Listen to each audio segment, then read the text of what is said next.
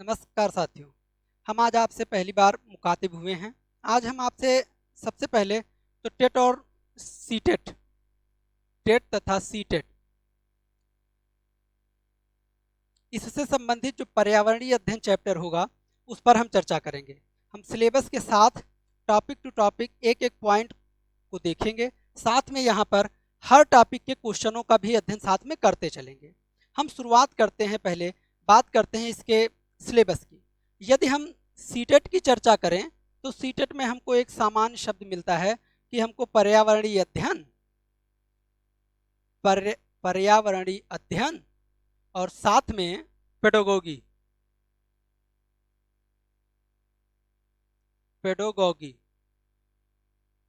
पर्यावरणीय अध्ययन 15 क्वेश्चन हो जाते हैं और पेडागोगी 15 क्वेश्चन हो जाते हैं। हम इनका अध्ययन सामान्य रूप से करते हैं। तो इसमें सामान्य रूप से हम कहें सीटेट में तो पर्यावरण केवल 15 क्वेश्चन आपको पढ़ने रहते हैं। अब हम बात करते हैं, यदि हम इसके सिलेबस की बात करें तो हम सिलेबस टेट का लेकर चलते हैं, उसी में आपका सीटेट का ये सारा कवर होता चला जाएगा। अब हम जब टेट की चर्चा करते हैं तो टेट में पर्यावरणीय अध्ययन से संबंधित 30 प्रश्न पूछे जाते हैं, जैसे सीटेट में पूछे जाते हैं।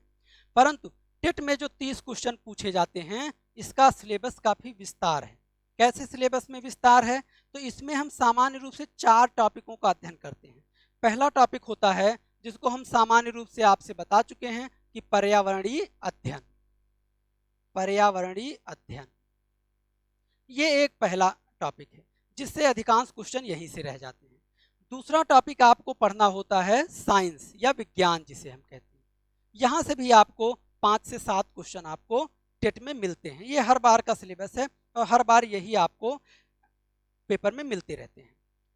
तीसरा टॉपिक आपका मिल जाता है जिसको हम कहते हैं संविधान। 3 टॉपिक यहाँ से आपके आ जाते हैं। अब हम पर्यावरण में एक और टॉपिक जोड़ सकते हैं जिसको हम भूगोल कहते हैं। मीन्स कि अगर हमको टेट एग्जाम देना है तो केवल कहने का को है कि 30 क्वेश्चन पर्यावरणीय अध्ययन के आते हैं। उस पर्यावरणीय अध्ययन में आपको कवर करना होता है ये 4 टॉपिक, यानी पर्यावरणीय अध्ययन, विज्ञान, संविधान तथा भूगोल। हम जब शुरुआत करेंगे तो पर्यावरणीय अध्ययन से करेंगे। आपको ध्यान रखना है कि इनमें अगर ध्यान दें तो लगभग 15 क्वेश्चन आपके पर्यावरणीय अध्ययन से जाते हैं, 5 से 7 क्वेश्चन आपका विज्ञान से जाता है, 2 से 4 क्वेश्चन आपके संविधान से रहते हैं और 5 से 7 क्वेश्चन आपके भूगोल से रहते हैं। ये प्लस माइनस 1-2 क्वेश्चन होते रहते हैं। अब यहाँ से अगर ध्यान दें तो सबसे ज़्यादा क्वेश्चन कहाँ से आते हैं? पर्यावरण से। इसीलिए हम टॉपिक की शुरुआत भी पर्यावरण से ही करेंगे। हम शुरुआत करते हैं पहले टॉपिक से, मीन्स पर्यावरणीय अध्ययन से। चलिए हम सीधे सीधे टॉपिक पर नज़र डालते हैं कि पहला टॉपिक आपका जो टेट का रहेगा वो पर्यावरणीय अध्ययन। पर्यावरणीय अध्ययन। फिर से आप उस 4 टॉपिक को आप भूल जाइए, आप साथ में नोट्स बनाते रहिएगा, उस चारों टॉपिक को आप भूल जाइए। अब सीधे टॉपिक पर आते हैं पर्यावरणीय अध्ययन या पर्यावरण पर। पर्यावरण अध्ययन जो 15 क्वेश्चन या 17 क्वेश्चन टेट में आते हैं, इसमें 3 चैप्टर होते हैं। पहला चैप्टर होता है पर्यावरण की परिभाषा, पर्यावरण की परिभाषा तथा पारिस्थितिकी, पारिस्थितिकी यानी पहला चैप्टर पर्यावरणीय अध्ययन के अंतर्गत आएगा, पर्यावरण की परिभाषा तथा पारिस्थितिकी। यहाँ से हर बार टेट में काफी क्वेश्चन आपको मिल जाते हैं। दूसरा टॉपिक है जैव विविधता।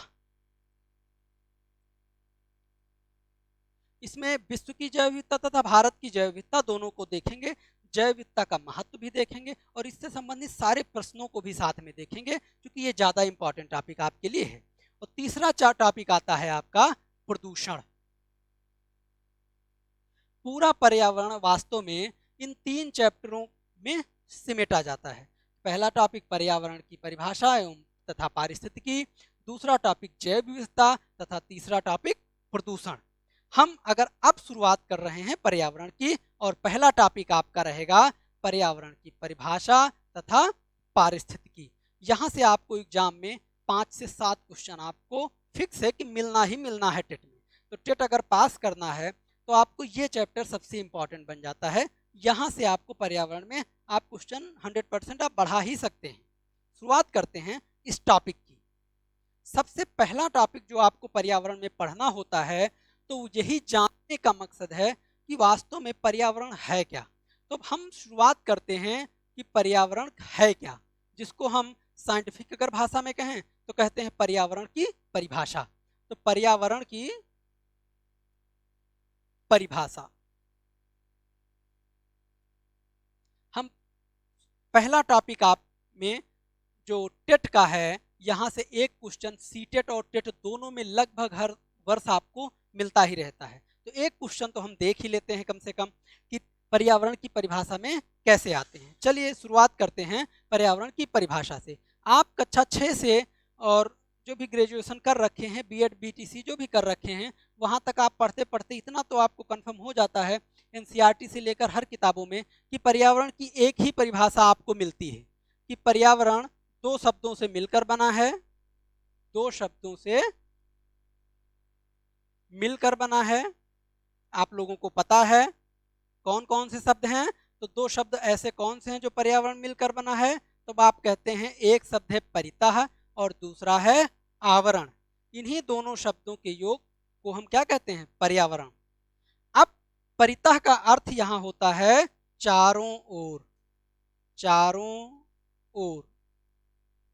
जबकि आवरण का क्या अर्थ होता है आप किताबों में पढ़ भी चुके हैं। यहाँ हम केवल इसको आपको एक बार याद दिला रहे हैं कि आवरण का अर्थ होता है घेरा। तो पर्यावरण का सामान्य अर्थ क्या हो गया कि पर्यावरण 2 शब्दों से मिलकर बना है, परितः और आवरण। ये एक बार टेट में क्वेश्चन पूछा जा चुका है कि पर्यावरण की परिभाषा क्या है। तो पूछा गया था, हम सेकंड ऑप्शन था हमारे चारों ओर का घेरा। आप पेपर सॉल्व करिएगा, उसमें आपको मिलेगा। चलिए इसको हम छोड़ देते हैं अभी क्वेश्चन को, हम टॉपिक पर आते हैं कि पर्यावरण 2 शब्दों से मिलकर बना है, परितः और आवरण। परितः का अर्थ होता है चारों ओर का और आवरण का अर्थ होता है घेरा। लेकिन चारों ओर का घेरे को हम पर्यावरण कहते हैं। ये किसके चारों ओर का घेरा है? फिर हम कहते हैं हमारे चारों ओर का घेरा। हमारे मतलब मनुष्य के चारों ओर का घेरा, मानव के चारों ओर का घेरा। चारों ओर, तो मानव के चारों ओर का घेरा क्या कहलाता है? सामान्य रूप से उसी को हम डिफाइन करते हैं पर्यावरण के रूप में। तो पर्यावरण की एक सिंपल सी परिभाषा है, लेकिन आपको यहाँ ये छोटी सी परिभाषा को लेकर नहीं चलना है। ये टेक्निकली शब्द है, इसको हम अब आगे विस्तार देंगे क्योंकि यहाँ से कई क्वेश्चन आपको एग्जाम में मिलते रहते हैं।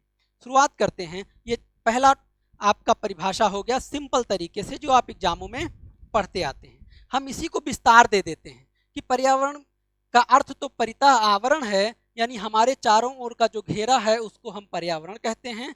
लेकिन शब्द आता है कि हमारे कौन कौन सी वस्तुएं हैं जो हमको चारों ओर से घेर रखी। तब आप कहते हो 2 ही तो वस्तुएं हैं जो हमको घेर रखी हैं। पहली वो वस्तुएं हैं जिनको हम कहते हैं प्राकृतिक हैं। कौन सी वस्तुएं? प्राकृतिक। जैसे मिट्टी, वायु, जल, वनस्पतियां, जीव जंतु जो हमारे आसपास रहते हैं, जीव जंतु, ये सब कैसे हैं? ये प्राकृतिक हैं, नेचुरल हैं, इसलिए इनको हम प्राकृतिक कहते हैं। वायु, जल, स्थल, जीव जंतु, पेड़ पौधे, ये हमको चारों ओर से घेर रखे हैं और ये कौन से हैं? प्राकृतिक हैं। इस प्रकार इनको हम सामान्य रूप से प्राकृतिक पर्यावरण के अंतर्गत रखते हैं। जो प्रकृति प्रदत्त है उसको हम प्राकृतिक पर्यावरण के अंतर्गत रखते हैं। दूसरे आते हैं जो हमने बनाया है। एक प्रकृति ईश्वर ने बनाया है या प्रकृति ने बनाया है, तो दूसरा पर्यावरण हमने बना के रखा है। कैसे? जैसे आपने शहरों का विकास किया, जैसे आपने बड़ी बड़ी इमारतें बनाई, आपने सड़कों का निर्माण किया, आपने मीन्स हमने सड़कों का हमने निर्माण किया। तो शहर, इमारतें, सड़कें, ये सब सामान्य रूप से ऐसा पर्यावरण है जो मानव ने बनाया है। इसीलिए इस पर्यावरण को हम कहते हैं, यह पर्यावरण मानवकृत पर्यावरण है। मानवकृत पर्यावरण। या इसी को मानव निर्मित पर्यावरण कहते हैं। तो पर्यावरण वास्तव में दो प्रकार से हैं, यानी दो पर्यावरण ऐसे हैं जो हमको घेर रखे हैं, या पर्यावरणीय कारक हैं जो हमको घेर रखे हैं। पहला कारक है प्राकृतिक कारक, जिसमें जीव जंतु, वनस्पतियां तथा जल, वायु, स्थल, ये सभी ऐसे कारक हैं जो हमको घेर रखे हैं जो प्राकृतिक हैं, इसलिए इसको हम प्राकृतिक वातावरण कहते हैं या प्राकृतिक पर्यावरण कहते हैं। जबकि कुछ ऐसे मानवकृत शहर, इमारत, सड़कें, ये मानवकृत पर्यावरण है जो कि इसको मानव ने निर्मित किया है। तो दो ही वस्तुएं हैं जो हमको घेर रखी हैं, या तो कोई वस्तु प्राकृतिक होगी और या फिर मानवकृत होगी। तो पर्यावरण को सामान्य रूप से दो भागों में हम डिवाइड कर देते हैं। ये आपके, अगर आप ध्यान देंगे, कक्षा 6 की एनसीईआरटी में पहले चैप्टर में ही बना हुआ है, आप इसको ध्यान दे सकते हैं, देख भी सकते हैं। हम इसी को आगे बढ़ते हैं, अब इसी को डिफाइन करते हैं कि पर्यावरण की परिभाषा में केवल छोटा सा शब्द लिखा है चारों ओर का घेरा, लेकिन इसको हम कितना डिफाइन कर सकते हैं, क्योंकि यहाँ से एक ना एक क्वेश्चन आपको बदल बदल के हर साल मिलता रहता है। चलिए फिर से इस पर चर्चा करते हैं कि हमारे जो चारों ओर का घेरा है वो दो ही प्रकार से होगा, या तो प्राकृतिक या तो मानवकृत। लेकिन अगर हम इस रूप में इसको ना देखें कि जो प्राकृतिक या मानवकृत पर्यावरण है हमको जो चारों ओर से घेर रखा है, उस रूप में हम ना देखें और सीधे सीधे लिख दें कि दो ही वस्तुएं हैं जो हमको चारों ओर से घेर रखी हैं, फिर से तो दो कौन कौन सी होंगी, तब आप दूसरी तरीके से आप बता सकते हैं कि पहली वो वस्तुएं हैं जिसमें जीवन ही नहीं है, जैसे वायु, स्थल, जल, ये ऐसे पर्यावरण के घटक हैं जिसमें जीवन नहीं है, और जिसमें जीवन नहीं होता उन्हें हम भौतिक घटक कहते हैं या भौतिक पर्यावरण कहते हैं।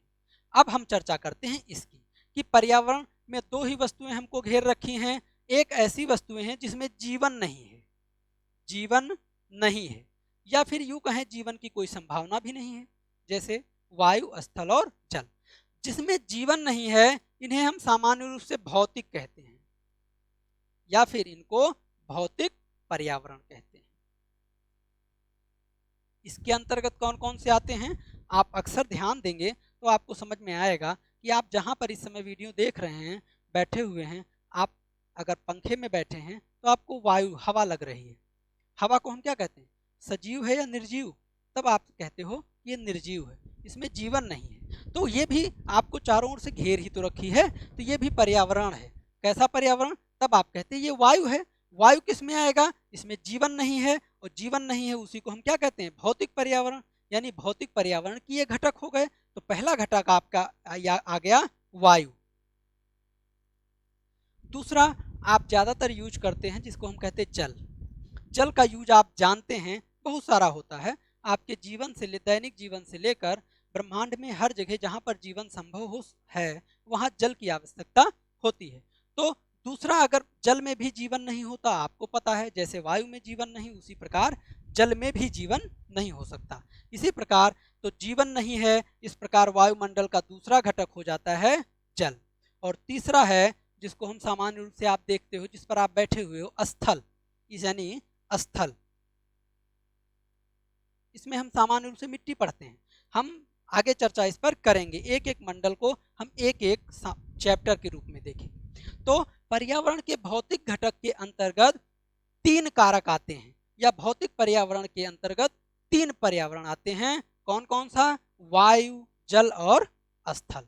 अब वायु आप जानते हैं आपके रूम में ही केवल वायु नहीं है, बल्कि पृथ्वी पर हर जगह वायु है। जब कोई वस्तु बड़े क्षेत्र में विद्यमान हो या उपस्थित हो तो हम उसको सामान्य रूप से मंडल कहते हैं, या मंडल। इस प्रकार हम जब वायु की चर्चा करते हैं तो वायु ना कह के हम वायु को वायुमंडल कहते हैं, क्योंकि वायु एक बृहद क्षेत्र यानी बड़े क्षेत्र में विस्तारित है। इसी प्रकार जल भी बड़े क्षेत्र में विस्तारित है। आपको पता है पृथ्वी पर 70% से भी अधिक पर जल विद्यमान है। तो हम जल को भी जल ना कह के क्या कह देते हैं, जल मंडल कह देते हैं। और इसी प्रकार स्थल को स्थल ना कह के स्थल मंडल कह देते हैं। जो लोग साइंस पढ़े हैं या फिर इंग्लिश मीडियम के हैं तो वायुमंडल को आप एटमॉस्फेयर, जल मंडल को हाइड्रोस्फीयर तथा स्थल मंडल को लिथोस्फीयर कहते हैं। हम चर्चा इन्हीं पर करेंगे। यानी पर्यावरण का वो घटक जो हमको घेरे हुए है और जिसमें जीवन नहीं है, उसे पर्यावरण के भौतिक घटक कहते हैं। जबकि जिन पर्यावरणीय घटकों में जीवन है, उन्हें हम आप जानते हैं, उन्हें जैविक घटक कहते हैं या जीवित घटक कहते हैं। तो अब भौतिक घटक के अंतर्गत तीन आते हैं, वायुमंडल, जलमंडल और स्थल मंडल। इन तीनों के सिवाय ऐसा कोई भी वस्तु आपको नहीं मिलेगी जो आपको घेर भी रखे हो और जिसमें जीवन ना हो। हम इसकी चर्चा आगे भी करेंगे। चलते हैं, यहाँ से एक क्वेश्चन कैसे आता है या क्वेश्चन कैसे बने हुए हैं टेट में, तीन क्वेश्चन इसके आपके सामने रहेंगे कि आ चुके हैं। अब हम दूसरे टॉपिक की चर्चा करते हैं कि यानी पर्यावरण का वो घटक जो घेर रखा है, भौतिक घटक। अब हम दूसरा चलते हैं, पर्यावरण के वैसे घटक जिसमें जीवन होता है। अब जिनमें जीवन होता है या जीवन था या है, जैसे आप मेज पर बैठते हैं, कुर्सी पर बैठते हैं, लकड़ी का बना होता है। वास्तव में अब इसमें जीवन नहीं है, लेकिन ये किसका बना है? पेड़ का बना है। पेड़ में जीवन था, इसलिए ये किस में आएंगे? इसमें जीवन था कभी। अब ये पर्यावरण के जैविक घटक हैं। जैविक घटक का अर्थ होता है लिविंग, जिसमें जीवन रहा हो या है या होने की संभावना हो, तो इसे हम जैविक घटक कहते हैं। तो पर्यावरण का एक घटक ऐसा है जो आपको चारों ओर से घेर रखा है, जो जीवित है। जैसे आपका मित्र आपके पास बैठा है तो जीवित ही होगा। अगर वो जीवित है तो उसको किस में रखेंगे? पर्यावरण के जैविक घटक में। क्यों? क्योंकि पर्यावरण के जैविक घटक में उसे अपने मित्र को क्यों रख देंगे? क्योंकि वो जीवित है, आपके पास में है, मतलब आपको वो घेर रखा है आपके पास में बैठ के। तो हम अगर पर्यावरण के जैविक घटक की चर्चा करते हैं, जिस प्रकार आप इसमें देखते हैं भौतिक घटक में तीन घटक हैं, वायुमंडल, जलमंडल, स्थल मंडल, उसी प्रकार हमेशा ध्यान रखिए पर्यावरण में सदैव संतुलन स्थापित रहता है। कैसे संतुलन स्थापित रहता है? कि अगर तीन घटक भौतिक में हैं तो तीन घटक ही जैविक में होंगे। कैसे? पर्यावरण के जैविक घटक में अगर चर्चा करें तो सबसे पहले चर्चा आप लोग जानते हैं, हम पेड़ पौधों की करते हैं कि पेड़ और पौधे, पेड़ पौधे, इसको आप जब साइंस में पढ़ते हैं या पर्यावरण में पढ़ते हैं तो आप इसको दूसरे भाषा में पढ़ते हैं वनस्पतियां। जितने भी पेड़ पौधे हैं, झाड़ियां हैं, इनको हम क्या कहते हैं? वनस्पतियां कहते हैं। ध्यान रखिएगा, कुछ लोग इसमें होंगे जो पहली बार पर्यावरण पढ़ रहे हैं, तो आप सिंपल तरीके से छोटी से हायरार्की में चलेंगे, क्रम वाइज। पहले सिंपल तरीके से चलते रहेंगे, फिर क्रम वाइज आपको जटिल क्वेश्चनों की ओर आप बढ़ते रहेंगे। शुरुआत करते हैं, चलते हैं। जैविक घटक यानी पेड़ पौधे और वनस्पतियां। वनस्पतियों को हम फिर से एक पर्यावरण में शब्द लेंगे, इनको सामान्य रूप से उत्पादक कहते हैं। कौन सा शब्द? प्रोड्यूसर या उत्पादक। उत्पादक आगे चर्चा करते हैं। इन्हीं पेड़ पौधों को, वनस्पतियों को ये उत्पादक कहते हैं। अब आपसे अगर कोई पर्यावरण में पूछे उत्पादक क्या है, तो आप आंख मूंद के बोल सकते हैं कुछ नहीं, वनस्पतियों को ही क्या कहते हैं? उत्पादक कहते हैं। यानी आपके पेपर में कहीं लिखा मिल जाए उत्पादक, तो आप आंख मूंद के मान लीजिएगा वहां क्या लिखा है? वनस्पतियां लिखा है या पेड़ पौधे लिखे हैं। इसी उत्पादक को ही एक शब्द और आता है, इसको कहते हैं स्वपोषी। अब आपको साइंटिफिकली ये शब्द समझ में आएंगे कि होते क्या हैं। तो कहीं पर यदि लिखा हुआ है पेड़ पौधे या वनस्पतियां या उत्पादक या स्वपोषी, तो आप बिल्कुल सामान्य रूप से समझ सकते हैं कि वहां वास्तव में पेड़ पौधे ही लिखा हुआ है। इनकी परिभाषा हम जब चैप्टर में देखेंगे कि पर्यावरण के जैविक घटक की जब चर्चा करेंगे, तो वहां चर्चा करेंगे इस चैप्टर की ही और इनकी परिभाषा की। तो पहला हो गया कि पर्यावरण के जैविक घटकों में कौन सा है? तो पेड़ या पौधे या उत्पादक या स्वपोषी। और दूसरा आता है पर्यावरण के जैविक घटकों में जीव जंतु। जीव जंतु, जीव जंतु में सारे जीव जंतु, कीड़े मकोड़े से लेकर जितने भी जीव जंतु आपको ज्ञात हैं, सारे किस में रखे जाते हैं? जीव जंतु। अब इसमें मानव भी सम्मिलित है इन्हीं जीव जंतु में। चूंकि पर्यावरण की यही एक विशेषता होती है हर सब्जेक्ट की। आप हिस्ट्री, ज्योग्राफी, पॉलिटी, इकोनॉमिक्स कुछ भी पढ़ते हैं तो उसमें वो मानव केंद्रित है, यानी हर सब्जेक्ट मानव के लिए बना है। लेकिन पर्यावरण मानव के लिए नहीं बना है। मानव इसी पर्यावरण का एक घटक है जो उसके जैविक घटक के अंतर्गत रखा जाता है, जिसमें सारे जीव जंतु रखे जाते हैं। इस प्रकार हम पर्यावरण के जीव जंतु का एक हिस्सा हैं, एक घटक हैं। तो जीव जंतु में हम अपने को शामिल कर सकते हैं, यानी सारे जीव जंतुओं को भी शामिल कर सकते हैं। जिस प्रकार वनस्पतियों को उत्पादक और या स्वपोषी कहा जाता है, उसी प्रकार जीव जंतुओं को भी अलग अलग शब्दों के नाम से जाना जाता है। हम अपने को भी कह सकते हैं यही शब्द, जैसे सारे जीव जंतुओं को हम उपभोक्ता कहते हैं। क्या कहते हैं? उपभोक्ता। अब आपको समझ में आएगा, जैसे गाय है, गाय एक जीव जंतु है, तो गाय को हम क्या कह सकते हैं? उपभोक्ता कह सकते हैं। इसी प्रकार हम मानव, मानव भी क्या है? एक जीव जंतु है, मानव को भी हम क्या कह सकते हैं? उपभोक्ता कह सकते हैं। इसी प्रकार जिस प्रकार वनस्पतियों को उत्पादक कहा गया, उसी प्रकार जीव जंतुओं को उपभोक्ता कहा जाता है। जिस प्रकार पेड़ पौधों को स्वपोषी कहा गया, उसी प्रकार जीव जंतुओं को परपोषी कहा जाता है। परपोषी।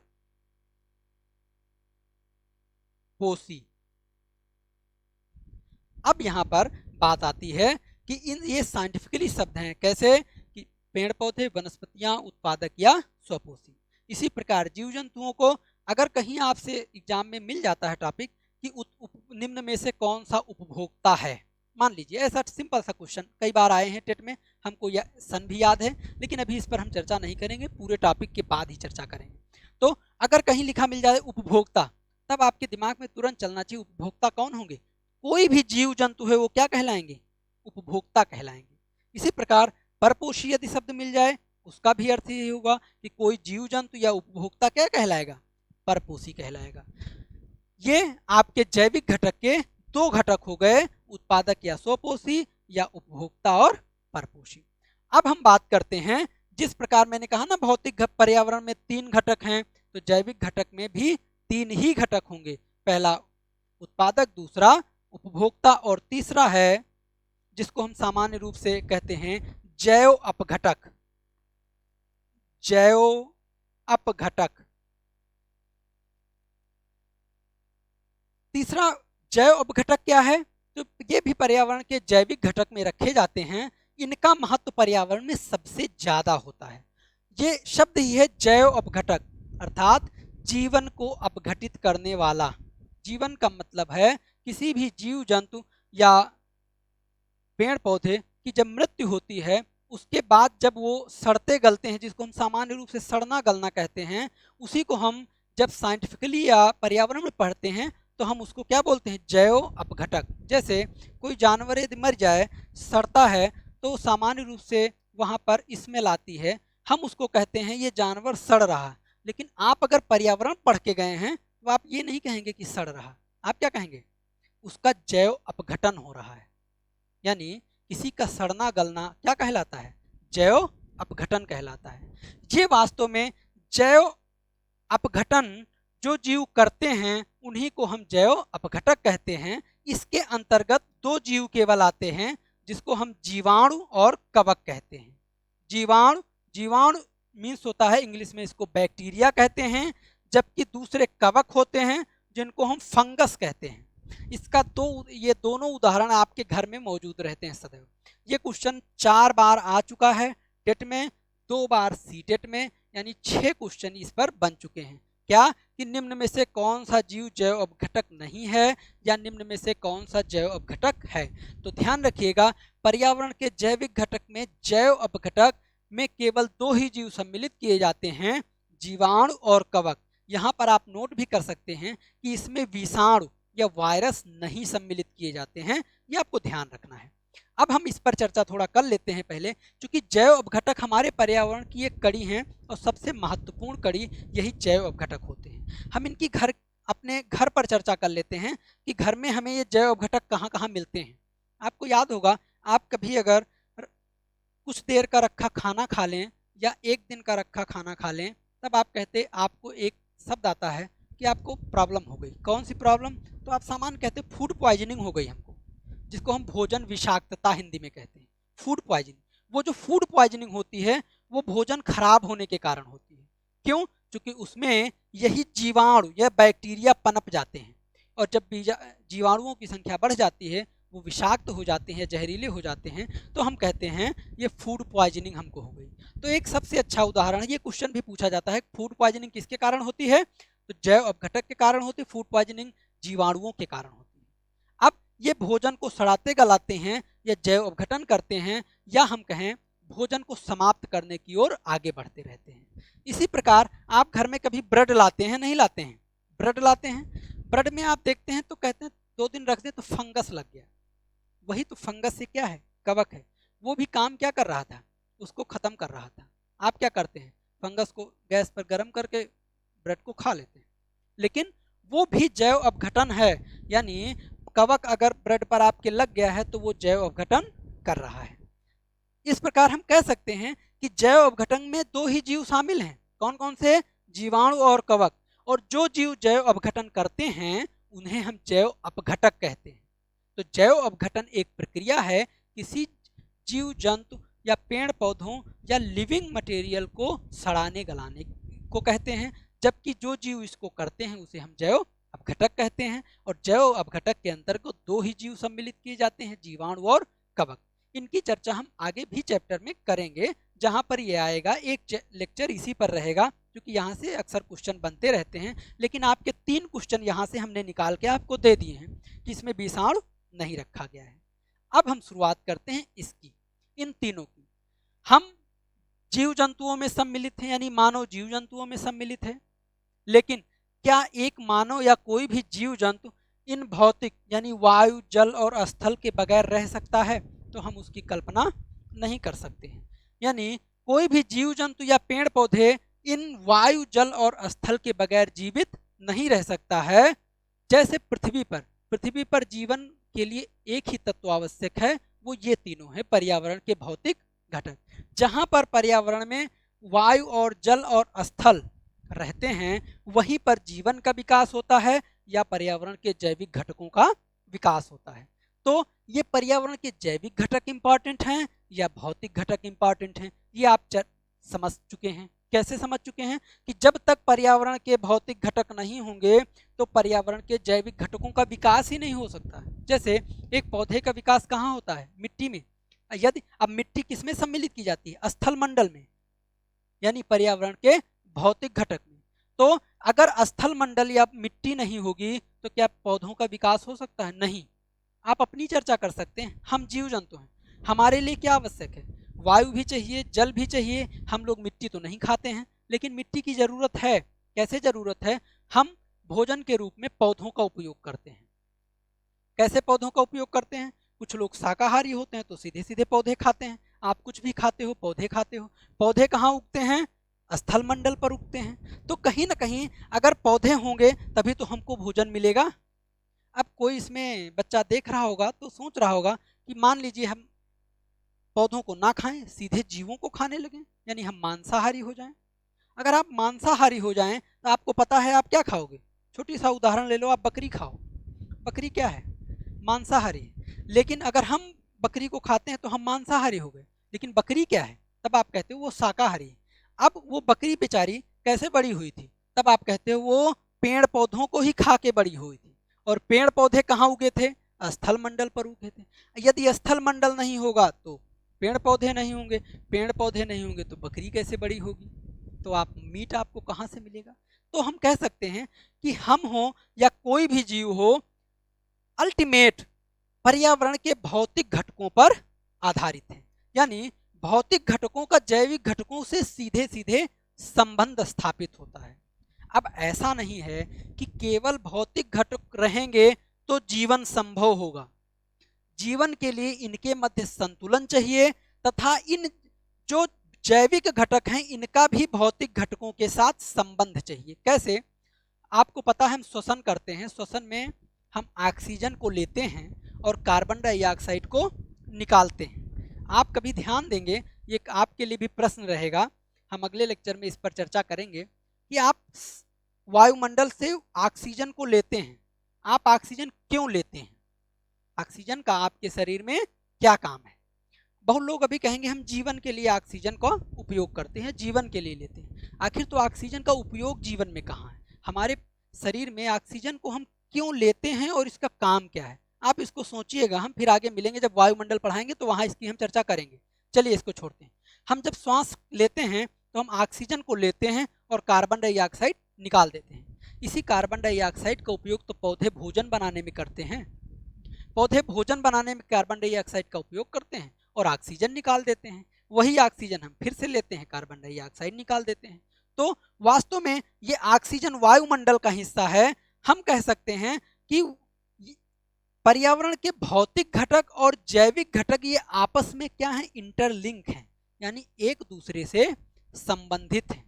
यानी हम पेड़ पौधे या जीव जंतु पर्यावरण के भौतिक घटकों में लगातार परिवर्तन करते रहते हैं और उसी प्रकार पर्यावरण के भौतिक घटक हमारे जो जैविक घटक हैं इसको भी सहारा देते हैं या इसमें भी परिवर्तन करते रहते हैं। इन दोनों के मध्य का जो अंतर संबंध है, क्या अंतर संबंध, यही वास्तव में पर्यावरण है। तो पर्यावरण क्या है? पहली डिफिनीशन आप पढ़ चुके थे कि पर्यावरण परितः और आवरण दो शब्दों से बना है, जिसका अर्थ है हमारे चारों ओर का घेरा। ये 2011 टेट में क्वेश्चन आया हुआ था कि हमारे चारों ओर का घेरा। दूसरी परिभाषा अब यहाँ से आप निकाल रहे हैं कि पर्यावरण क्या है। अगर इसकी परिभाषा की चर्चा करें तो हम कह सकते हैं पर्यावरण और कुछ भी नहीं, तो जो घेरा है हमारे चारों ओर का वो दो वस्तुओं से मिलकर बना है, भौतिक घटक और जैविक घटक, और इन दोनों के मध्य आपस में एक सदैव अंतर संबंध बना रहता है। इसी अंतर संबंध को हम डिफाइन करते हैं पर्यावरण की परिभाषा में। तो पर्यावरण के अंतर्गत क्या आता है? भौतिक और जैविक घटकों के मध्य का अंतर संबंध, यानी भौतिक घटकों में हम परिवर्तन करते हैं या जैविक घटक परिवर्तन करते हैं, और जैविक घटकों के लिए भौतिक घटकों की आवश्यकता होती है। ये कैसे आवश्यकता होती है, इसको एक उदाहरण से यहाँ पर हम समझेंगे। आप वास्तव में पर्यावरण आप सीख रहे हैं, ना कि इसको याद करने की जरूरत। अगर आप इसको सही से सीख लेंगे तो पर्यावरण की एक खास विशेषता है कि पर्यावरण में अगर 30 क्वेश्चन आपके आते हैं तो 25 प्लस लोगों के आराम से हो जाते हैं।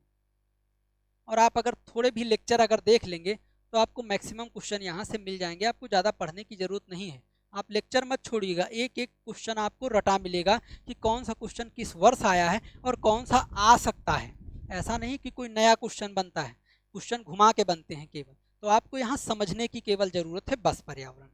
चलते हैं टॉपिक पर आ जाते हैं कि पर्यावरण क्या है? भौतिक और जैविक घटकों के मध्य का अंतर संबंध। इसको आप नोट करके नीचे लिख भी सकते हैं कि ये परिभाषा में रखा गया है कि पर्यावरण। अब भौतिक और जैविक घटक आपस में अंतर संबंधित कैसे हैं? आपको पता है, एक सामान्य रूप से आप जब छोटे क्लासों से पढ़ते आते हैं तो शुरुआत से आप पढ़ रहे हैं कि हमारी जो पृथ्वी है यह सौर मंडल का हिस्सा है। हमारे सौर मंडल में 8 ग्रह हैं। कितने ग्रह? 8 ग्रह। ये आप भूगोल में पढ़ते हैं। 8 ग्रहों में एक शब्द लिखा कहीं कहीं मिल जाता है कि एकमात्र पृथ्वी ऐसा ग्रह है जहां पर जीवन है। अब ये शब्द आप सिंपल तरीके से पढ़ रखते हैं। अब पृथ्वी पर जीवन है इसीलिए पृथ्वी को ग्रीन प्लेनेट कहते हैं, हरित ग्रह भी कहते हैं। ये क्वेश्चन आ चुका है, इसका सन आपको हम बताएंगे कब ये आया है। चलिए अब इसी पर थोड़ा चर्चा कर लेते हैं कि 8 ग्रह में से मात्र एक ग्रह जहां जीवन संभव हुआ है वो पृथ्वी है। ऐसा क्यों आखिर? क्या वास्तव में ईश्वर ने पृथ्वी पर जीवन उत्पन्न किया है? हम इसकी चर्चा इसी पर्यावरण की परिभाषा के अंतर्गत करते हैं। इसका हम उत्तर यही ढूंढने की कोशिश भी करते हैं। चलिए चर्चा करते हैं, यहां तक आपका हो गया। अब हम इसी की चर्चा करते हैं कि वास्तव में 8 ग्रहों में ऐसा क्या है जो पृथ्वी पर, केवल पृथ्वी पर ही जीवन संभव हो पाया। तब हम चर्चा करते हैं कि क्यों पृथ्वी पर जीवन संभव हो पाया। क्योंकि पृथ्वी पर वायुमंडल, जल मंडल और स्थल मंडल विद्यमान है। सारे ग्रहों पर ऐसी व्यवस्था नहीं है, इसीलिए पृथ्वी पर जीवन संभव हो पाया है। इसको आप जब कभी सौर मंडल पढ़ते हैं तो वहां पर अच्छे से ध्यान दीजिएगा। कैसे? 8 ग्रहों की अगर चर्चा करें तो हम सिंपल तरीके से कहते हैं कि परिभाषा में लिख सकते हैं कि शुरुआत के 2 ग्रह बुध और शुक्र इतने ज़्यादा गर्म हैं कि वहाँ पर जल नहीं रह सकता है, और जहाँ जल नहीं रह सकता वहाँ जीवन की संभावना नहीं हो सकती है। इसी प्रकार तीसरा ग्रह पृथ्वी है, यहाँ जल है, स्थल है और वायु है, इसलिए यहाँ पर जीवन है। जबकि इसके बाद के जितने ग्रह हैं इस पर स्थल, जल और वायु, ये तीनों में से किसी न किसी कारक की सदैव कमी है। जैसे लास्ट के जो 4 ग्रह हैं यानी बृहस्पति, शनि और अरुण वरुण ये गैस के बने हैं, तो यहाँ स्थल ही नहीं है। अब जहाँ स्थल भी नहीं होगा वहाँ क्या जीवन संभव हो सकता है? नहीं, तो वहाँ भी जीवन नहीं हो सकता। तो 4 पीछे के ग्रह, 2 आगे के ग्रह, 6 तो हो गए, अब बचे 2 ही, एक पृथ्वी बचा, एक मंगल बचा। तो पृथ्वी पर तो जीवन है ही, आपको पता है, इसमें तो प्रमाणित करने की जरूरत ही नहीं है। दूसरा बचा मंगल, इसीलिए देखो कहीं कहीं लिखा मिलता है कि एकमात्र ऐसा ग्रह जहां जीवन की संभावना व्यक्त की जाती है वो कौन सा ग्रह है? मंगल। मंगल पर जीवन की संभावना व्यक्त की जाती है, ये अभी खोज का विषय है, लेकिन पृथ्वी पर जीवन है। तो इसीलिए केवल 2 ग्रह हैं जहां जीवन की संभावना व्यक्त की जाती है, एक मंगल पर व्यक्त की जा रही है, हमारे यहाँ है ही, और सारे ग्रहों पर, 4 ग्रह पर स्थल ही नहीं तो जीवन नहीं हो सकता, 2 ग्रह पर इतना हॉट है या गर्म है जहां पर जल ही नहीं हो सकता, तो जीवन नहीं हो सकता। इसका मतलब कि पर्यावरण के भौतिक घटकों का जैविक या जीवन के साथ सीधा सीधा संबंध है। इसको आप एक ग्राफ के द्वारा भी देख सकते हैं। कैसे? आप कह सकते हैं ये वायु है, वायुमंडल, दूसरा ये है स्थल मंडल, और तीसरा है जल मंडल। ये पर्यावरण के भौतिक घटकों की मैं चर्चा कर रहा हूं। कौन? भौतिक घटक। यही तो तीनों भौतिक घटक आप अभी पढ़ चुके हैं कि पर्यावरण के 3 भौतिक घटक, वायुमंडल, स्थल मंडल और जल मंडल। अब ये तीनों आपस में, आप ध्यान रखें, ये जो आपको सर्किल दिखाई दे रहा, इस सर्किल में एक ऐसा क्षेत्र केवल आया है जहां ये तीनों आपस में मिले हुए हैं।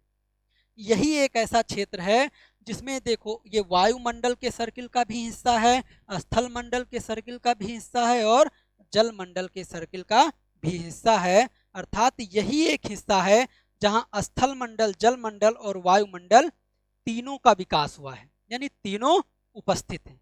अब ये तीनों जहां पर हैं, यहीं पर जीवन का विकास होता है। किसका विकास? जीवन का विकास। इसी जीवन का विकास जिस मंडल में होता है, इसी को हम जैव मंडल कहते हैं। क्या? जैव मंडल। यानी जैव मंडल क्या है? जहां स्थल और जल और वायु तीनों का मिलन होता है, उस छोटे से क्षेत्र पर जीवन का विकास होता है, इसी को हम क्या कहते हैं? जैव मंडल। तो जैव मंडल में क्या क्या सम्मिलित कर रहे हैं आप? अब जैव मंडल में जीवन के सारे घटकों को सम्मिलित कर सकते हैं, वनस्पतियों को, जीव जंतुओं को, जैव अवघटक को, साथ में इनका भी तो महत्व है इस जैव मंडल में। इसीलिए जैव मंडल क्या है? तो जीवन के विविध रूप, उनका पर्यावरण के भौतिक घटकों के मध्य का संबंध ही जैव मंडल के अंतर्गत आता है। तो जीवन सदैव पृथ्वी के उसी क्षेत्र, छोटे से क्षेत्र में विकास होगा जीवन का, जहां पर ये तीनों आपस में मिलन होता है। इसको आप उदाहरण से भी समझ सकते हैं। कैसे?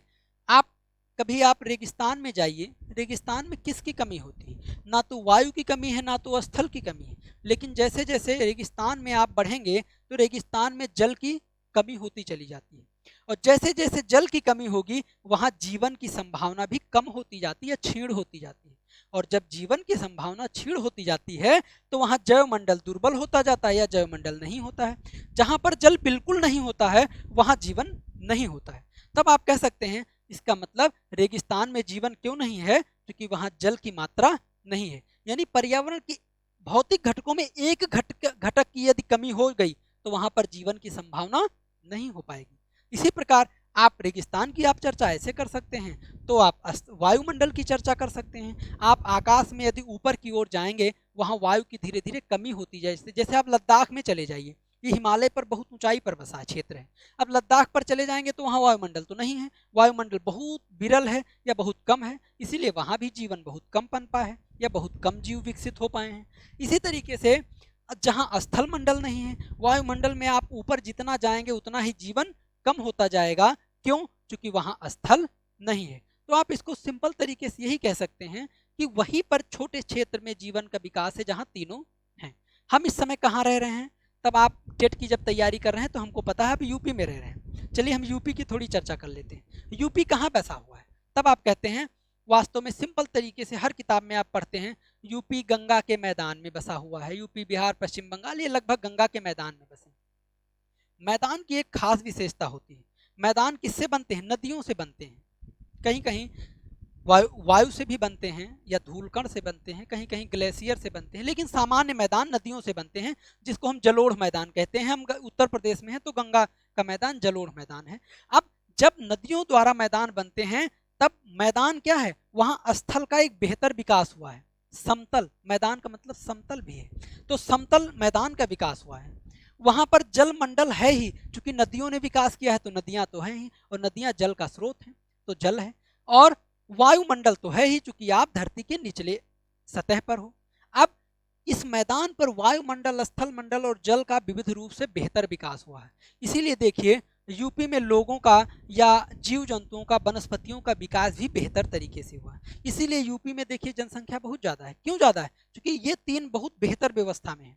तो जहाँ पर वायुमंडल, स्थल मंडल और जल मंडल का एक समुचित विकास होगा, वहाँ पर जनसंख्या, जीव जंतुओं एवं वनस्पतियों की संख्या सदैव बढ़ जाएगी या ज़्यादा रहेगी। तो इस रूप से हम कह सकते हैं कि पर्यावरण के भौतिक घटकों का सीधा सीधा संबंध भौतिक पर्यावरण के जैविक घटकों के से होता है।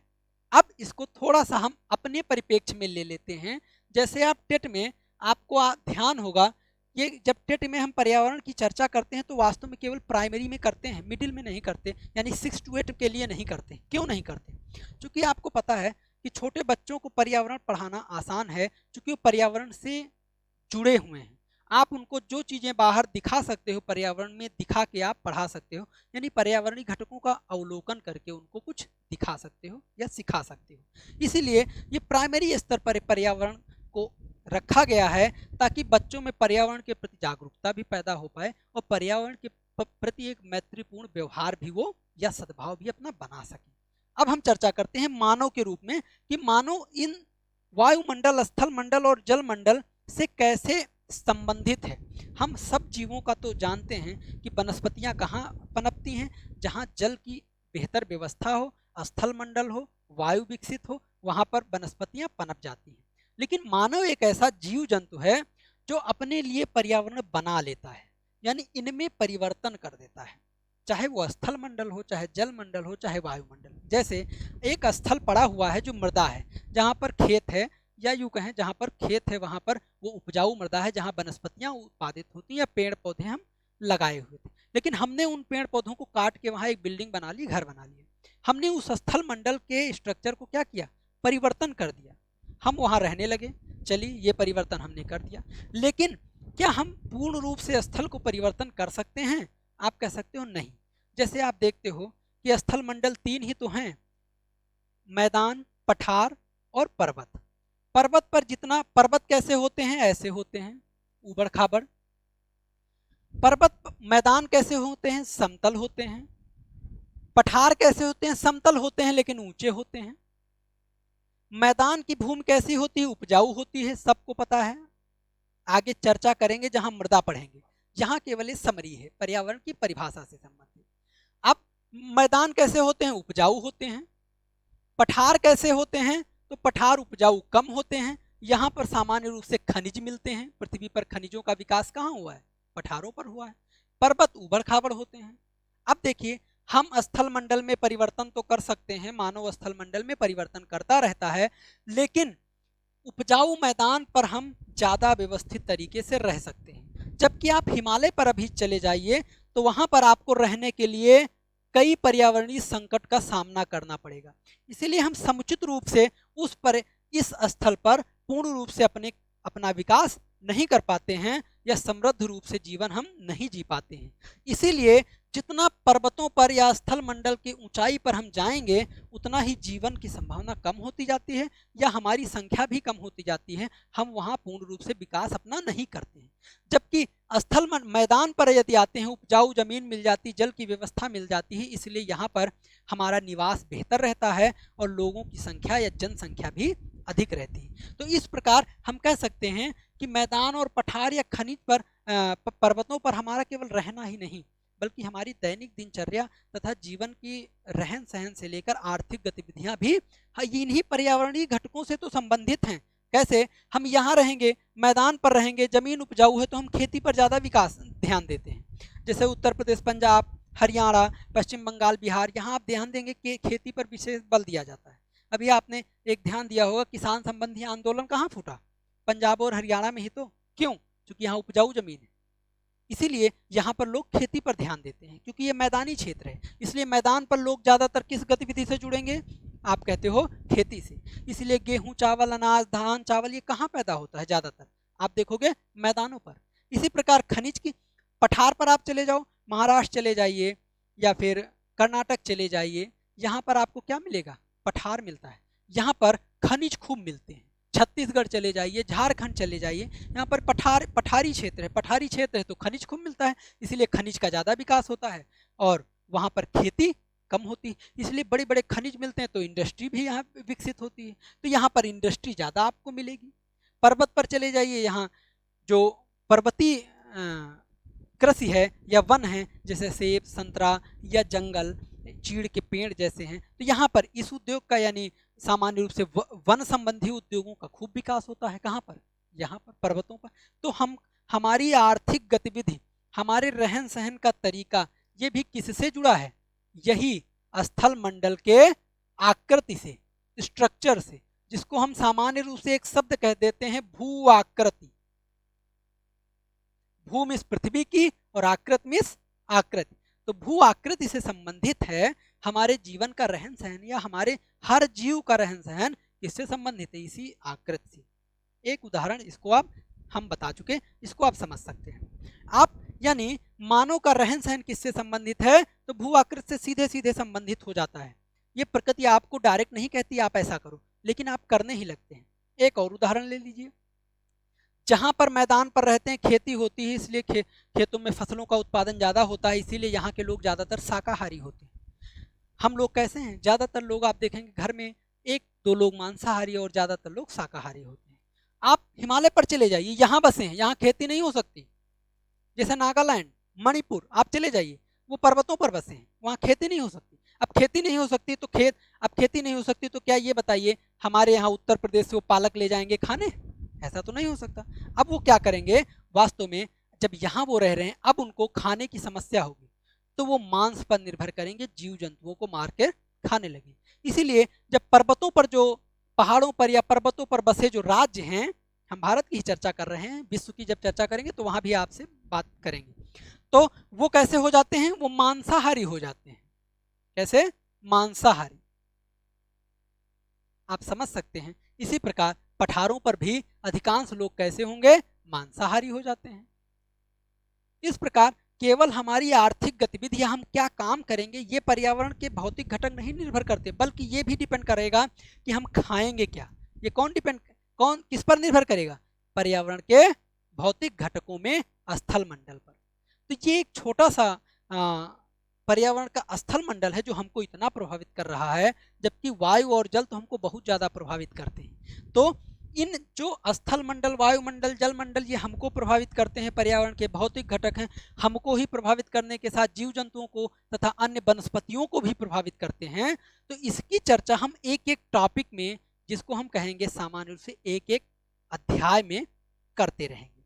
हम यहाँ पर आगे बढ़ते हैं, यानी पर्यावरण के भौतिक और जैविक घटकों के मध्य का अंतर संबंध, किस प्रकार हमको कोई भौतिक घटक प्रभावित करते हैं और हम कैसे प्रभावित करते हैं स्थल को, उस पर जमीन को किसी तरीके से समतल करके पुल बना के, इसको हम देख चुके। इसका मतलब कि पर्यावरण के भौतिक घटक, कैसे घटक? भौतिक घटक और पर्यावरण के जैविक घटक, ये आपस में किस रूप से संबंधित हैं? इनके मध्य एक अंतर संबंध है। इसी अंतर संबंध का अध्ययन हम सामान्य रूप से पूरे पर्यावरण में करते हैं। ये अंतर संबंध जब तक धनात्मक होता है, धनात्मक मतलब विकासात्मक, जब तक पर्यावरण हमको बेहतर रूप से प्रभावित करता, हम पर्यावरण को बेहतर रूप से कुछ देते रहते हैं, तब तक तो हम पर्यावरण पढ़ते रहते हैं। लेकिन जब हम पर्यावरण ज़्यादा दिन पढ़ लेंगे तो हम वास्तव में प्रभावित कैसा करेंगे? नकारात्मक प्रभावित करेंगे। जैसे सामान्य रूप से हम कहते, जिसको हम लाइट कहते हैं, विद्युत का उपयोग हम कहाँ करते हैं? आपको पता है आज के दैनिक जीवन में सबसे ज़्यादा उपयोग हम विद्युत का करते हैं। लेकिन ये विद्युत बनती कैसे? जैसे आप पंखे में बैठे हैं तो पंखा कैसे चल रहा है? विद्युत से। विद्युत बनती कैसे? तब आपको पता है कि विभिन्न रूप के कोयला है, यूरेनियम है, हाइड्रल पावर है, जिससे विद्युत का उत्पादन होता है। अब यदि कोयला जला के विद्युत बनाई जाती है तो कोयले से जिसको हम धूम कहते हैं या धुआं कहते हैं वो निकलता है, जो एक सामान्य रूप से पर्यावरण का नकारात्मक प्रभाव है। यानी हम पर्यावरण को धनात्मक जुड़ाव, हमारा अंतर संबंध पर्यावरण के भौतिक और जैविक घटकों के मध्य है। लेकिन कभी कभी हम ऐसा कर देते हैं कि मानववादी सोच के कारण हम धनात्मक परिवर्तन ना करके बल्कि पर्यावरण के साथ अंतर संबंध नकारात्मक कर देते हैं, और पर्यावरण के भौतिक घटकों स्थल मंडल, जल मंडल और वायुमंडल में हम इतना ज्यादा परिवर्तन कर देते हैं कि वह परिवर्तन पर्यावरण झेल नहीं पाता है। और जब पर्यावरण के अंतर्गत किया गया ऐसा परिवर्तन जो पर्यावरण खुद ना झेल पाए, तब हम कहते हैं उसी को कि पर्यावरण अब बीमार पड़ गया। क्या पड़ गया? पर्यावरण बीमार पड़ गया। इसी पर्यावरण की बीमारी को ही हम एक टॉपिक ही पूरा पढ़ते हैं, पर्यावरण प्रदूषण। जब हम बीमार पड़ते हैं, जीव जंतु बीमार पड़ते हैं, तो उसको हम साइंटिफिकली कहते हैं बीमार पड़ गया। लेकिन जब पर्यावरण बीमार करता है तो उसको पर्यावरणीय अध्ययन में एक टॉपिक अलग ही कर दिया गया कि पर्यावरण बीमार नहीं पड़ता है, बल्कि पर्यावरण की बीमारी को हम सामान्य रूप से पर्यावरण प्रदूषण कहते हैं। तो हम पर्यावरण पर जब नकारात्मक प्रभाव डालते हैं तो उसको हम सामान्य रूप से क्या कहते हैं? पर्यावरण प्रदूषण। ये तीसरा टॉपिक आपका रहेगा। तो पर्यावरण के मध्य हमारे और भौतिक घटकों के मध्य का जो अंतर संबंध है, इसको हम सकारात्मक ही पढ़ते चलेंगे, और कैसे हम नकारात्मक को सकारात्मक बना सकते हैं इसको भी देखते चलेंगे। क्योंकि 3 क्वेश्चन इस टॉपिक से आपको मिलेंगे। कौन कौन से? धनात्मक से ऋणात्मक और ऋणात्मक से धनात्मक बनाने। कहाँ मिलेंगे? ये टॉपिक हम आगे देखेंगे। तो ये पर्यावरण की सामान्य परिभाषा थी। हम इसको थोड़ा रिवाइज कर लेते हैं, फिर देख लेते हैं क्या क्या मैंने बताया आपको। मैंने केवल इतना बताया कि पर्यावरण की 2 प्रकार से हम परिभाषित पर्यावरण को कर दिए। पहली परिभाषा कर दिए कि पर्यावरण को परितः और आवरण 2 शब्दों से मिलकर बना है पर्यावरण। परितः मीन्स हमारे चारों ओर का परितः मीन्स चारों ओर, और आवरण मीन्स घेरा। तो पर्यावरण की पहली परिभाषा हो गई कि पर्यावरण वास्तव में हमारे चारों ओर का घेरा क्या कहलाता है? पर्यावरण। हमारे चारों ओर का घेरा 2 प्रकार से होता है। एक वो वस्तुएं होती हैं जो प्राकृतिक हैं, जैसे स्थल, वायु, जल, विविध प्रकार के पेड़ पौधे, जीव जंतु, ये सब प्राकृतिक है, इसलिए उसको प्राकृतिक पर्यावरण कह दिए जो हमको घेर रखा है। तथा दूसरा मानवकृत पर्यावरण, जो हमने बनाया है, मानवकृत। जैसे मैंने बताया बिल्डिंग्स, इमारतें, पुल, स्कूल, शहर या रोड, सड़क, इनका विकास किसने किया? मानव ने किया, तो ये मानवकृत पर्यावरण है।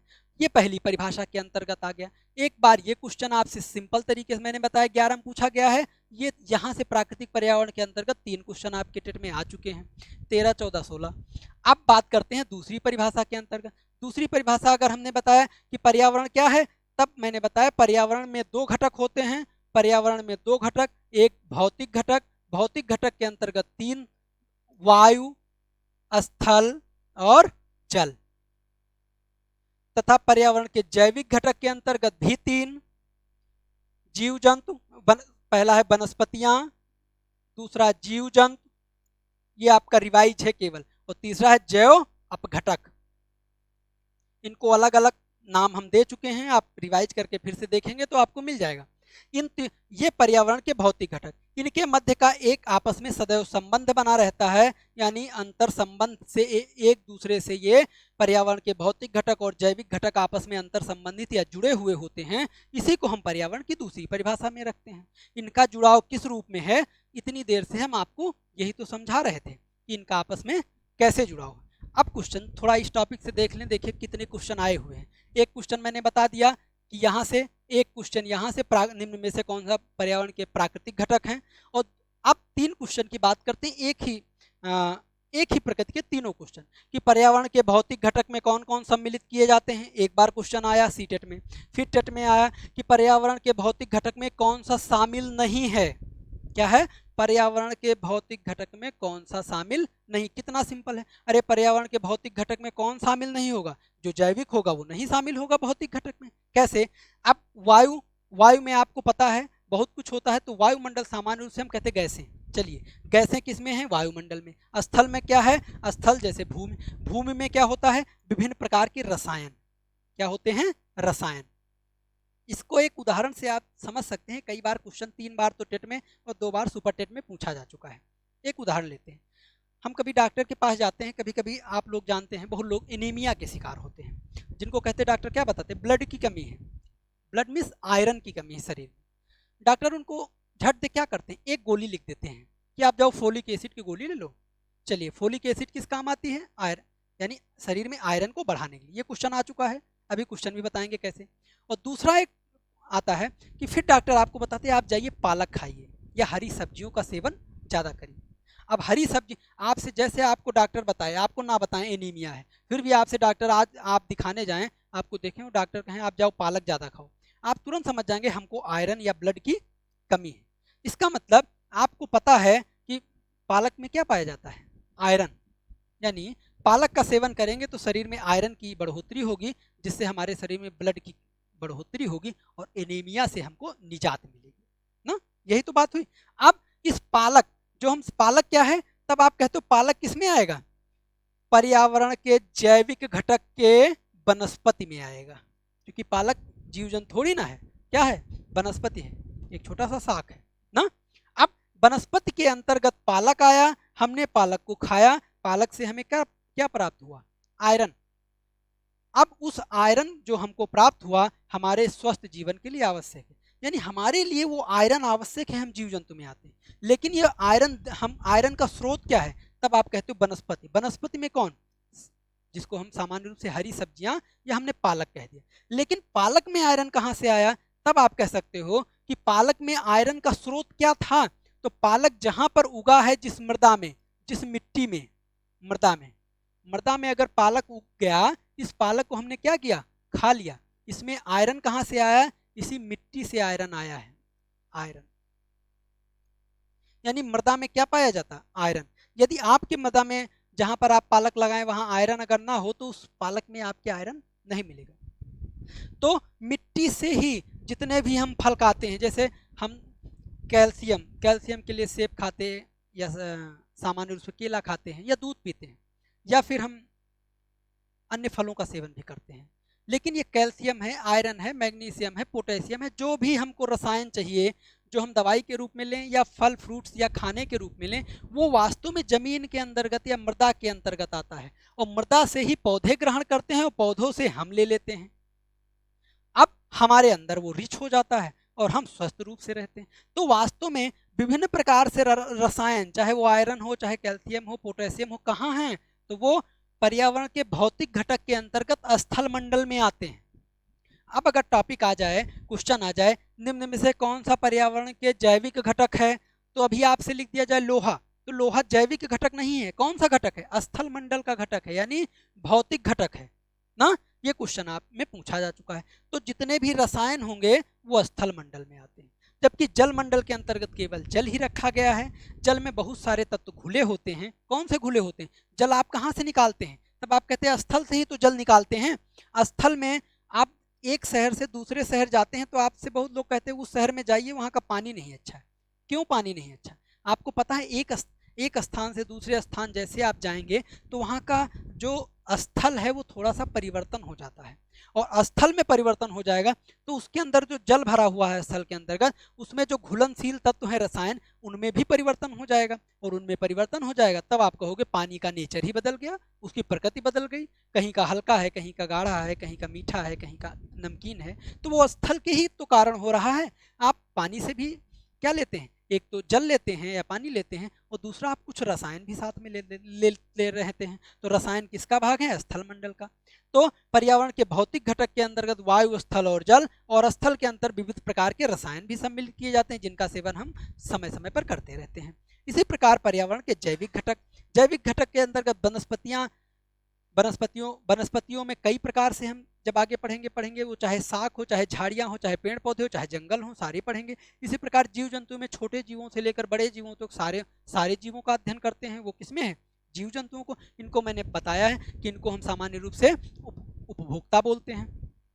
इसी प्रकार जैव अपघटक सबसे इंपॉर्टेंट कड़ी है, इसकी हम चर्चा एक लेक्चर में ही पूरे करेंगे। अब जैव अपघटक के अंतर्गत हम सामान्य रूप से किसको रखते हैं, जीवाणु और कवक को। ये क्वेश्चन 2 बार टेट में आ चुका है, इसको ध्यान रखिएगा। ये 2 बार से नहीं आ रहा, आपकी बार इसलिए आएगा टेट में 100% ये क्वेश्चन आना है कि इसमें विषाणु को सम्मिलित नहीं किया जाता है। ये आपका पर्यावरण की सामान्य रूप से परिभाषा है।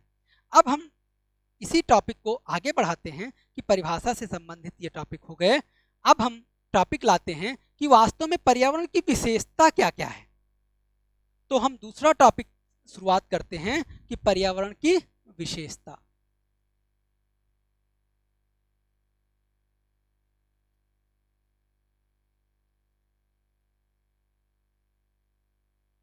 पर्यावरण की विशेषताएं। जब हम टॉपिक छेड़ते हैं कि पर्यावरण की विशेषता क्या है, ये जितना भी आप टॉपिक आप पढ़ रहे हैं ये वास्तव में पर्यावरण की थीम है, जिससे आपको एक समझ विकसित होगी।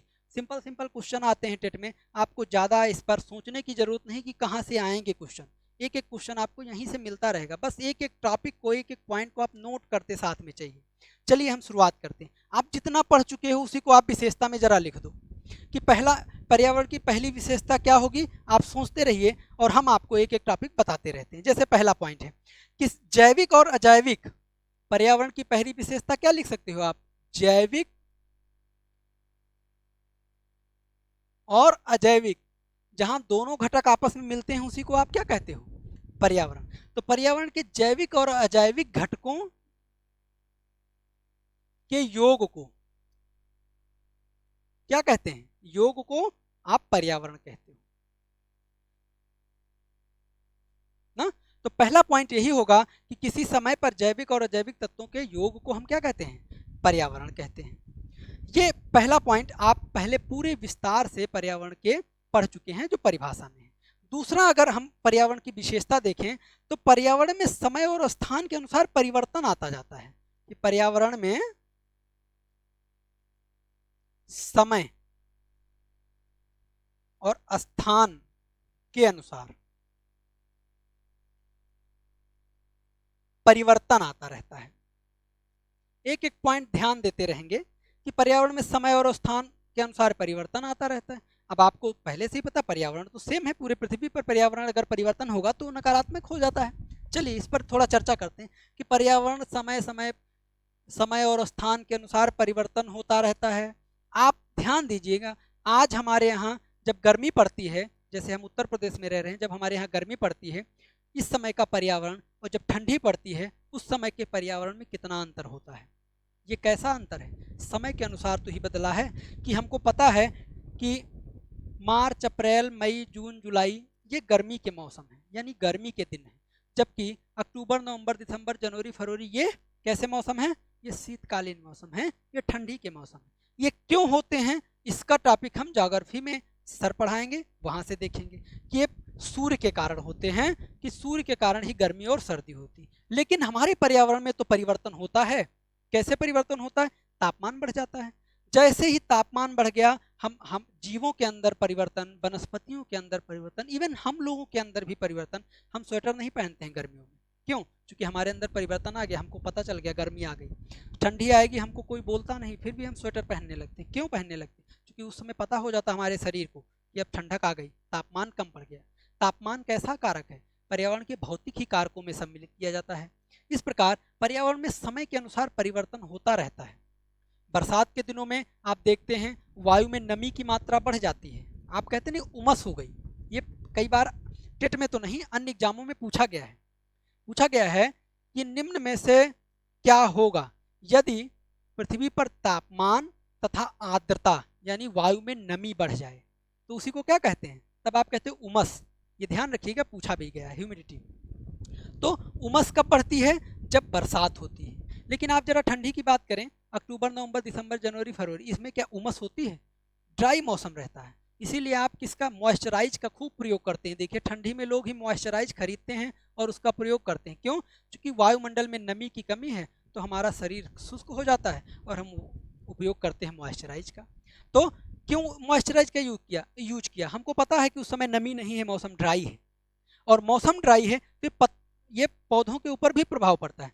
पौधे पहले तो सोचते हैं, अभी तो मौसम थोड़ा ड्राई है, अभी झेल लेंगे, लेकिन अक्टूबर, नवंबर, दिसंबर, जनवरी, फरवरी आते आते अब पौधों को पता चल जाता है ये मौसम जाएगा नहीं क्या, कि इसमें नमी नहीं आएगी क्या।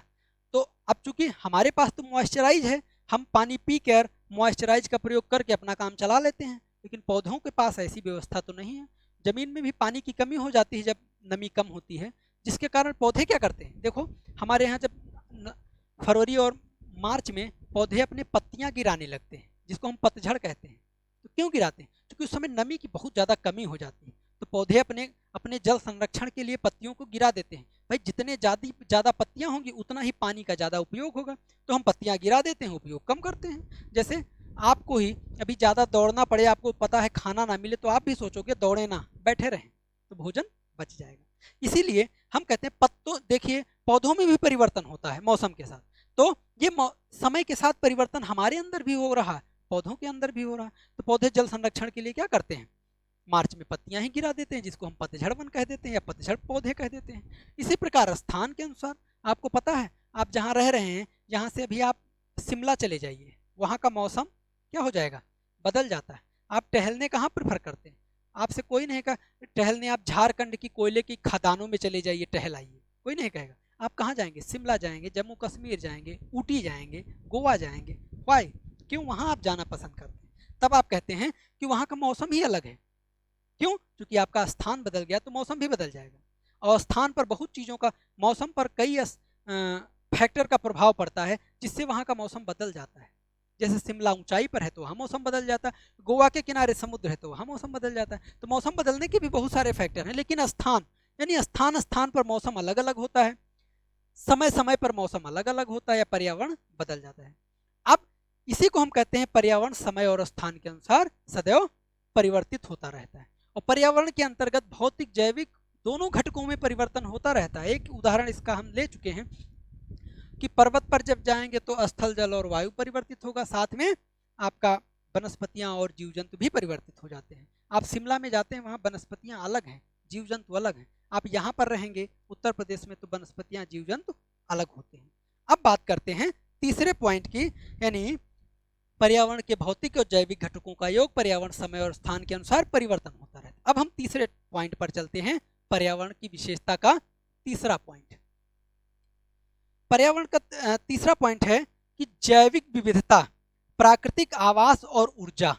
पहला पॉइंट क्या, जैव विविधता, या उसी को हम जैविक विविधता बोलते हैं। जैव विविधता, प्राकृतिक आवास तथा ऊर्जा। जैव विविधता, प्राकृतिक आवास तथा ऊर्जा किसी पर्यावरण के मुख्य स्रोत होते हैं। यानी पूरे पर्यावरण में तीन ही शब्द आपको पढ़ने हैं, प्राकृतिक आवास, जैव विविधता और ऊर्जा। यही तीन टॉपिक ऐसे हैं जो पर्यावरण के स्रोत हैं या पर्यावरण के लिए महत्वपूर्ण हैं, और यहाँ से आपके ज़्यादातर क्वेश्चन इन्हीं तीन पोर्शन से तो मिल जाते हैं। जैसे एक क्वेश्चन 5 बार टेट में आ चुका है कि पृथ्वी पर ऊर्जा का मात्र एक स्रोत क्या है, तो सूर्य है, सबको पता है। लेकिन यहाँ केवल सूर्य नहीं पढ़ेंगे, यहाँ हम साइंस को भी लेकर चलेंगे कि ऊर्जा कैसे पढ़ते हैं, क्योंकि ऊर्जा से 4 क्वेश्चन आ चुके हैं टेट में एक ही बार में। ठीक, तो बात करते हैं चलिए टॉपिक की, कि पर्यावरण की तीसरी विशेषता है कि पर्यावरण के जैविक विविधता, प्राकृतिक आवास और ऊर्जा प्रमुख स्रोत होते हैं। ठीक है, अब इस टॉपिक को हम यहीं पर आगे देख लेते हैं 2 मिनट, कि पर्यावरण के जो जैविक विविधता क्या होती है। तो जैविक विविधता शब्द ही अलग है कि इसे कहते हैं जीवों की विविधता। जीवों की विविधता, यहाँ हम शब्द को डिफाइन करके ये लेक्चर आगे के लिए ले जाएंगे। चलिए, जीवों की विविधता, यहाँ जीवों की संख्या से कोई लेना देना नहीं है। जैसे आप एक क्लास में 100 बच्चे पढ़ते हैं तो वहाँ संख्या बढ़ जाती है, विविधता नहीं बढ़ती है। आप किसी जंगल में जाते हैं, कई प्रकार के अगर पौधे जीव जंतु मिलते हैं, उसे हम कहते हैं जीवों की विविधता। तो जीवों की विविधता यानी उसी को हम शब्द बोल दिए हैं जैव विविधता। ये पूरा एक चैप्टर है, और जैव विविधता के लिए केवल 2 ही चीज़ें आवश्यक होती हैं जो जैव विविधता को प्रभावित करती हैं। पहला है गर्मी, इसी को हम पढ़ते हैं तापमान के अंतर्गत, और दूसरा है जल। जहाँ पर इन दोनों का सम्मिश्रण होता है या गर्मी या तापमान और जल जहाँ पर ज़्यादा होता है, वहाँ कहते हैं जीवों की विविधता बहुत ज़्यादा होती है, और इनमें से किसी की एक की कमी हो जाए तो जीवों की विविधता कम हो जाती है। तो जैव विविधता को प्रभावित करने वाले यही दो कारक हैं, इनको एक चैप्टर के रूप में ही देखते हैं। तो जैव विविधता यानी जीवों की विविधता, इसी प्रकार किसी जीवों की विविधता या जीवों का एक प्राकृतिक आवास होता है। जैसे शेरों का आवास उनका जंगल है, हमारा आवास हम जहाँ रहते हैं वो हमारा आवास है, चिड़ियों का आवास उनका घोंसला है। तो प्रत्येक जीव का उनका एक निश्चित आवास होता है जहाँ वो विकास करते हैं, रहते हैं, प्रजनन करते हैं तथा अपनी जनसंख्या बढ़ाते हैं। उसी को हम उस जीव का क्या बोलते हैं, प्राकृतिक आवास। किसी जीव के लिए पनपने के लिए या उनके विकास के लिए प्राकृतिक आवास सबसे मूलभूत आवश्यकता है। इसी प्रकार हर जीव को या जीवों की विविधता को, जीवों को, प्रत्येक जीव को किसकी जरूरत होती है, ऊर्जा की। ऊर्जा हमें कहाँ से प्राप्त होती है, सामान्य रूप से भोजन से। तो ऊर्जा इन जैव विविधता और प्राकृतिक आवास के लिए मूलभूत आवश्यक एक तत्व बन जाता है। ऊर्जा हमें संपूर्ण रूप से अगर ध्यान दें तो अप्रत्यक्ष रूप से हमें सूर्य से प्राप्त होती है और प्रत्यक्ष रूप से हमें भोजन से प्राप्त होती है। सूर्य से प्राप्त ऊर्जा को ही हम भोजन में कन्वर्ट करके लेते हैं। इसकी चर्चा हम सौर ऊर्जा में अलग से करेंगे। तो प्राकृतिक पर्यावरण में तीन ही मूलभूत तत्व होते हैं, जैव विविधता, प्राकृतिक आवास और ऊर्जा की हम चर्चा करते हैं। ये तीसरा पॉइंट था। अगले पॉइंट की चर्चा हम आगे करेंगे अगले लेक्चर में, नेक्स्ट वीडियो में। Thank you.